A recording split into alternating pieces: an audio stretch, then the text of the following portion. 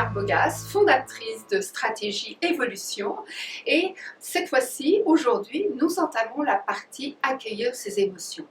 Comme c'est un vaste sujet, qu'il est important et qu'il y a beaucoup de choses à dire, vous aurez droit à 2 vidéos parce que c'est important que je puisse vous décoder tout ce qui entoure les émotions et dont vous aurez besoin pour pouvoir en faire des atouts, pour pouvoir les accueillir et vous en servir. Dans le module précédent, on a évoqué le fait des erreurs que l'on peut faire quand on traverse des choses difficiles dans sa vie et les erreurs qui nous empêchent de rebondir plus facilement, plus rapidement. On a parlé de s'isoler, de servir de béquille, mais surtout de se taire et de taire les émotions. C'est pour ça que ce chapitre sur l'émotion arrive maintenant, parce que c'est très très important. Les émotions, elles ne sont pas là pour rien, elles ne sont pas dans nos vies pour rien, elles ont un rôle à jouer.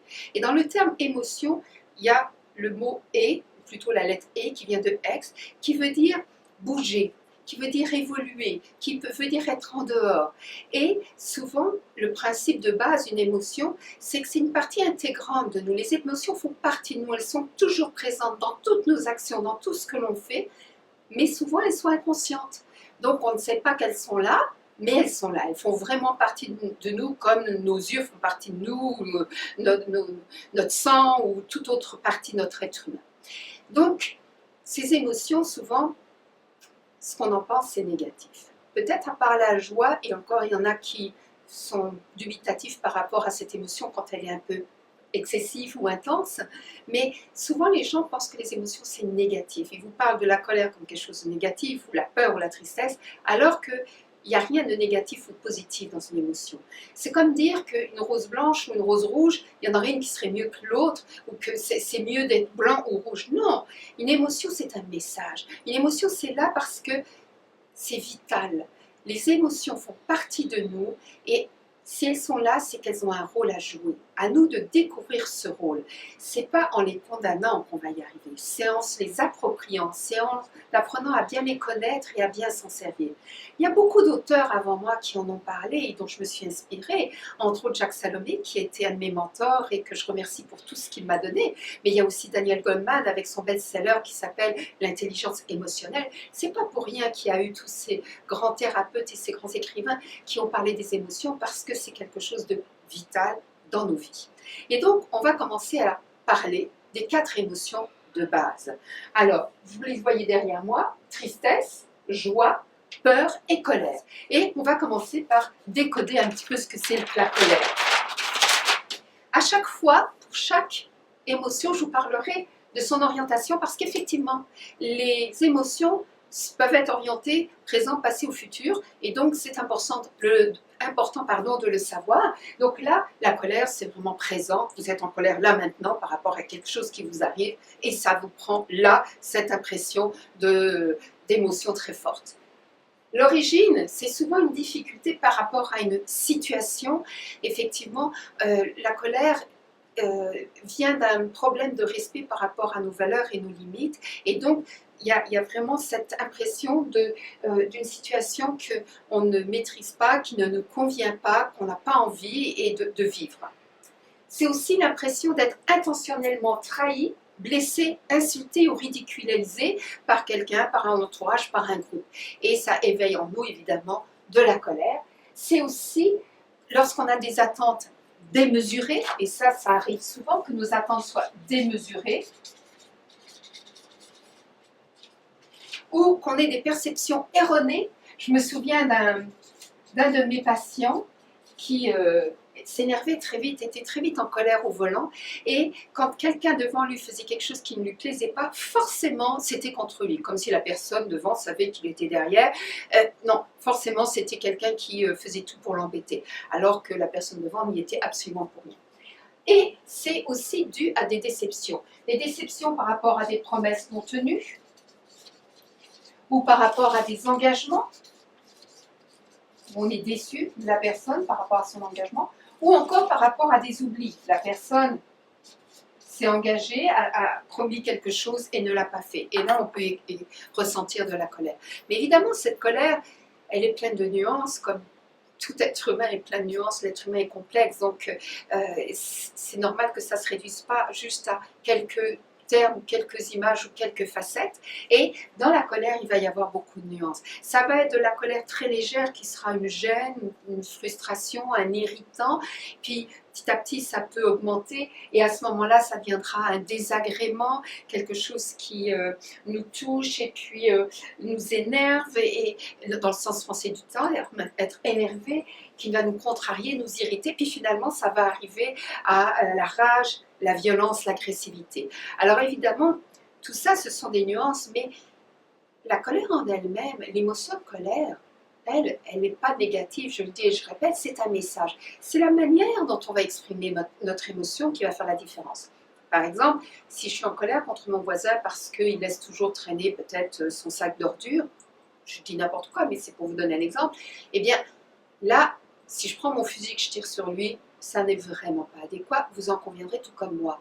Donc, c'est la manière dont je vais exprimer ma colère qui va être bonne ou mauvaise, mais ce n'est pas la colère en elle-même. La colère, c'est un éveil, c'est un signal d'alarme pour me dire il y a quelque chose qui ne me convient pas, qui ne me convient pas. Soit j'ai des critères qui sont trop élevés et je dois les ajuster, soit mes critères sont adéquats et j'ai besoin de me faire respecter. Mais la colère en elle-même n'est pas bonne ou mauvaise. C'est sa traduction. C'est là où il va falloir agir, c'est là où il va falloir apporter des nuances, c'est là où il va falloir se donner des outils. Mais la colère en elle-même n'est qu'un message. Je le dis et je le répète, au risque d'être un peu énervante pour vous, mais c'est important que vous le compreniez. On va continuer avec la peur. Alors, la peur, là aussi, c'est une émotion qui a son mot à dire parce qu'elle n'est pas là pour rien. La peur est quelque chose qui nous sert en cas de survie, pour notre survie, plus exactement pour notre protection, pour notre vigilance. L'origine de la peur, c'est le futur. On imagine quelque chose qui va arriver, peut-être dans un futur immédiat comme dans un futur lointain, peu importe, et à ce moment-là, on imagine quelque chose qui est de l'ordre du danger ou de l'ordre de quelque chose de difficile. Et effectivement, son origine, c'est qu'on a peur de faire face à un danger. Et souvent, c'est quelque chose qui peut être subjectif, qui n'est pas forcément basé sur des faits réels, mais sur l'interprétation qu'on en fait, ou sur le vécu, ou sur le ressenti qu'on en a, et qui peut être en plus accentué par notre imaginaire. Et là, je veux dire que l'imagination de l'être humain est sans limite. Donc, vous pouvez comprendre que la peur peut prendre plein de formes différentes, plein d'intensités différentes, plein de nuances différentes. Pourquoi? Parce que notre imaginaire est là derrière. Mais tout comme la colère est indispensable pour nous protéger, être en colère, c'est de l'énergie, eh bien la peur, elle, c'est quelque chose qui va nous servir de bouclier, de protection, de signal d'alarme pour nous dire attention, prends soin de toi, fais attention, donne-toi des moyens de te protéger et de faire quelque chose pour enlever cette source d'inquiétude. Effectivement, comme la colère, la peur a des nuances. Et elle a beaucoup de nuances. Ça peut aller de la simple crainte, en passant par l'inquiétude, l'affolement, l'angoisse, l'anxiété, jusqu'à la frayeur, la panique, la terreur et l'épouvante. Alors, toutes ces nuances, vous les aurez dans vos fiches. Vous vous rappelez, je vous ai dit qu'il y avait à la fois un PDF et un lien pour la vidéo que vous trouverez avec chaque module. Et donc, vous pourrez imprimer toutes ces nuances dont je vous ai parlé au cours de cette capsule vidéo. Maintenant, on va passer à la tristesse. La tristesse, son orientation, elle est passée.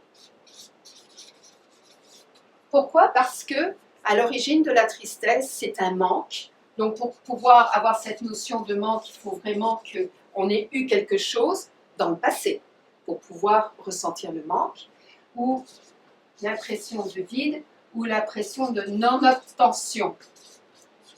On veut quelque chose qu'on n'obtient pas. Donc, c'est un révélateur de ces manques, vide et non-obtention, et donc forcément, ça se réfère à quelque chose de passé.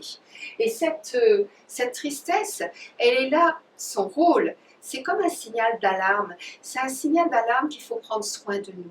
Parce qu'effectivement, quand on éprouve de la tristesse, qui peut aller même jusqu'à la déprime ou la dépression, c'est vraiment parce qu'il y a quelque chose de l'ordre de la disparité, de l'ordre du manque, savez, par exemple, quand quelqu'un est triste parce qu'il a perdu quelqu'un, un compagnon, un ami, un parent, un enfant, eh bien, c'est le rire, c'est l'odeur, c'est la peau, ce sont les réflexions, c'est la présence qui ne sont plus là, qui créent le manque.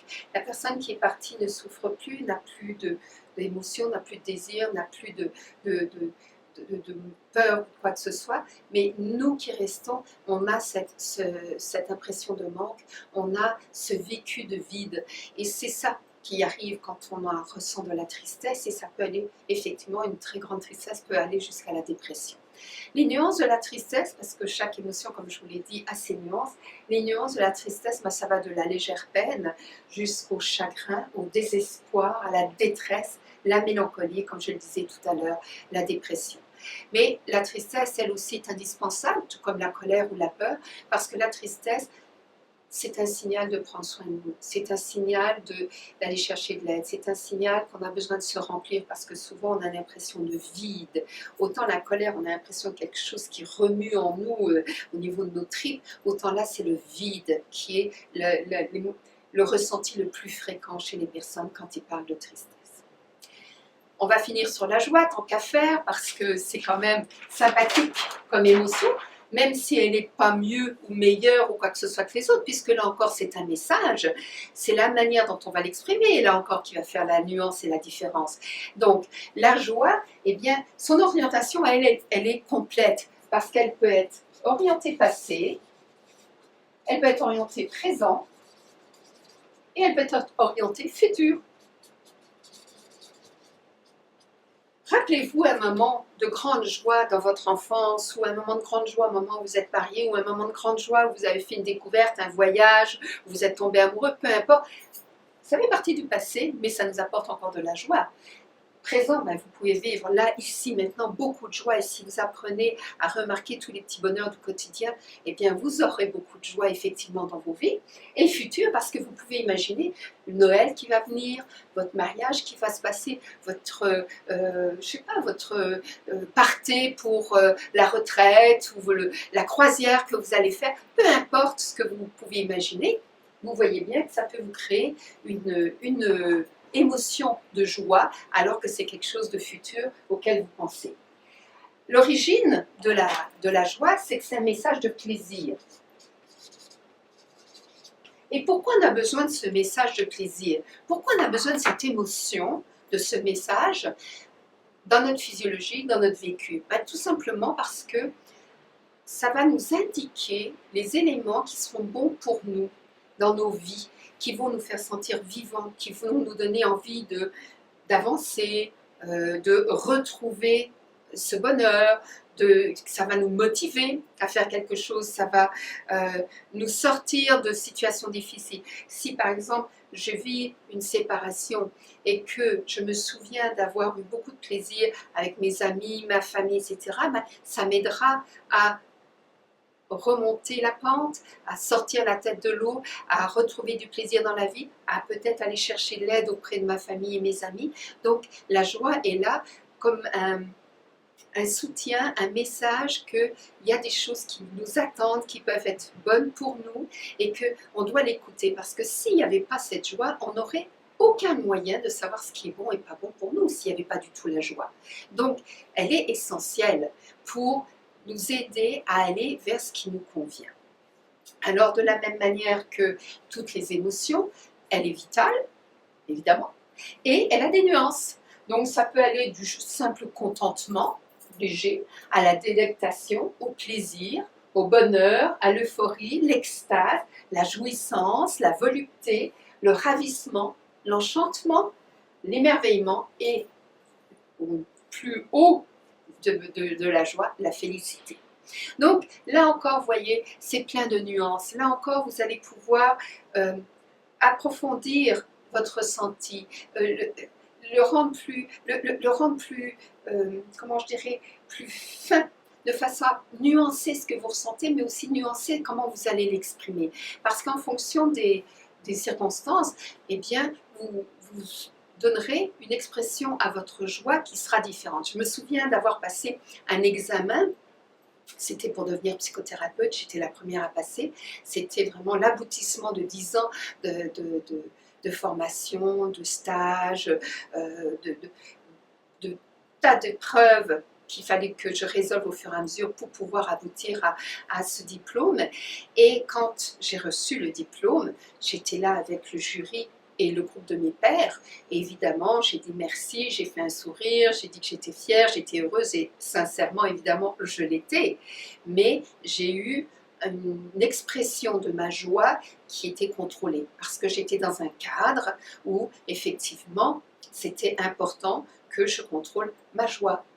Mais je ne vous dis pas, le soir, quand j'ai fêté avec mes amis et ma famille, ça a été une toute autre manière d'exprimer ma joie. J'ai chanté, j'ai dansé, j'ai ri, j'ai vraiment embrassé tout le monde autour de moi, on s'est de frappé dans les mains, on a applaudi. C'était vraiment beaucoup d'autres formes d'expression de la joie et c'était correct parce que j'étais dans un autre contexte. Donc c'est bien qu'il y ait toutes ces nuances pour exprimer les émotions parce que ça permet effectivement d'adapter aux circonstances. Et donc j'aimerais revenir sur deux, trois choses parmi toutes ces émotions. Bon, d'abord, vous avez bien compris qu'il y en avait 4, vous avez bien compris qu'elles avaient des nuances, et s'il y a une image qui peut vous aider, pensez quand vous allez dans un magasin de peinture et que vous voulez acheter, par exemple, une peinture bleue. On va vous donner un nuancier qui ira du bleu presque blanc jusqu'au bleu presque noir. Et entre cet éventail-là, il va y avoir toutes les nuances de bleu possibles. Eh bien, c'est un petit peu la même chose pour les émotions. Les émotions, ça va de la plus faible, l'émotion en elle-même, de la plus faible, le ressenti le plus faible, jusqu'au ressenti le plus grand, le plus intense. Et c'est à nous de gérer l'intensité de nos émotions. Et ça, c'est important. Autre élément que j'aimerais vous livrer, souvent on dit que la colère, on parle de blessure à l'origine de la colère. Je vous ai parlé du sentiment d'être trahi, effectivement, la trahison, le rejet, l'abandon, l'humiliation et l'injustice. Souvent on parle de cette origine-là pour la colère, on y reviendra plus tard, mais c'est pour vous donner un aspect, un élément de ce qui caractérise la colère. Mais surtout, ce que je voudrais que vous reteniez, c'est que la colère, c'est de l'énergie. Et ça, c'est important. Vous savez, quand on a des parents qui sont dépressifs, et ça m'arrive souvent dans ma clientèle, les parents me parlent de leurs enfants qui sont désagréables, font des bêtises, etc. et les mettent en colère. Oui, mais voilà, c'est que l'enfant a compris que son parent n'avait pas d'énergie, il était dans la déprime, dans la dépression, dans la tristesse, peu importe, et de le mettre en colère, ça lui donnait de l'énergie. Alors l'enfant ne sait pas forcément bien s'y prendre et du coup il met son parent en colère, mais c'est mieux de le mettre en colère et de voir qu'il y a de la vie, parce que la colère c'est de l'énergie, donc de la vie, plutôt que l'impression d'un parent qui n'existe pas, qui n'est pas présent. C'est beaucoup plus supportable pour l'enfant de sentir son père ou sa mère vivant, même si c'est en colère. Donc ça, c'est important. Par rapport à la peur, je voudrais vous préciser que l'être humain, face à un danger, a souvent 3 possibilités. La fuite, courage, fuyons, et c'est important parce que si on ne peut pas faire face au danger, si vous avez devant vous un mammouth, je pense que le mieux c'est de fuir, hein. Vous ne pouvez pas vraiment attaquer le mammouth. Mais d'autres fois, ça va être de vous défendre, et d'autres fois, ça sera même d'attaquer. Et effectivement, la peur va nous guider pour savoir ce qu'il y a de mieux à faire pour nous protéger dans des circonstances ou d'autres, suivant les événements que nous vivons. Et cette peur, des fois même, va nous paralyser. Mais c'est toujours dans le but de nous protéger, dans le fait que si je bouge, je risque d'avoir des conséquences beaucoup plus négatives encore que si je ne bouge pas. Donc, et des fois, ça nous bloque. On veut parler devant le public, on veut faire une conférence et la peur nous bloque. Mais en même temps, c'est pour nous protéger d'un désastre. Alors, c'est à nous à apprendre comment faire pour dépasser la peur ou pour l'amenuiser ou pour s'en servir comme d'un atout. Mais ça, c'est un autre volet que nous verrons dans une autre capsule. Alors donc, il reste la tristesse et la joie à voir ensemble. La tristesse, elle, c'est un appel, elle nous sert pour pouvoir faire des demandes, pour pouvoir obtenir de l'écoute, pour pouvoir obtenir de l'aide. La tristesse, ça crée chez l'autre une réaction d'empathie, de compassion. Et ça fait en sorte qu'on prend soin de nous.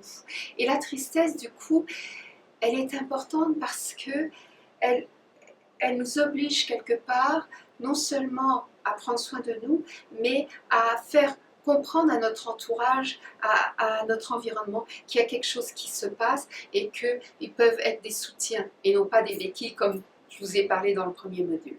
Alors en dernier, j'ai gardé, je dirais pas le meilleur pour la fin, puisque comme je vous ai expliqué, chaque émotion a sa valeur, chaque émotion est indispensable et vitale, et il n'y a pas de bonne ou mauvaise émotion puisque ce sont des messages. Mais le message de la joie que j'ai gardé, c'est que la joie nous donne envie de partager. Quand on éprouve de la joie, on a envie de la diffuser partout, que notre entourage, nos proches, nos amis en bénéficient. Et c'est ça qui est bon dans la joie. Et ce qui est particulier à la joie, c'est que lorsqu'on en fait profiter notre entourage, lorsqu'on la distribue, on ne perd rien.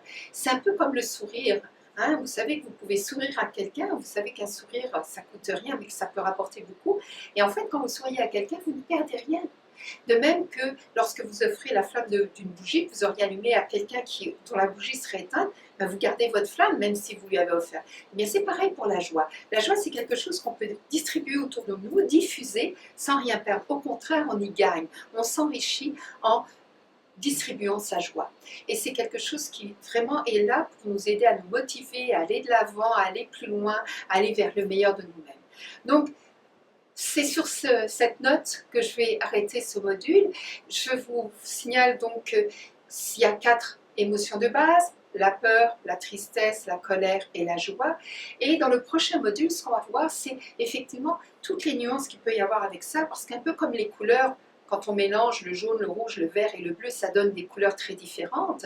Et bien quand on mélange les émotions, ça donne des résultats très différents également, mais aussi quels outils on peut utiliser pour bien les accueillir. Et donc je vous donne rendez-vous dans le prochain module, la prochaine vidéo qui va vous parler effectivement de comment accueillir ses émotions, c'est quoi les outils, et puis de voir quelles sont toutes les nuances que l'on peut apporter dans toutes ces émotions. Et je vous invite donc à aller le regarder, la visionner, là maintenant ou dans quelques heures, dans quelques jours. Ne tardez pas trop en tout cas. Et donc je vous dis à tout bientôt. Au revoir.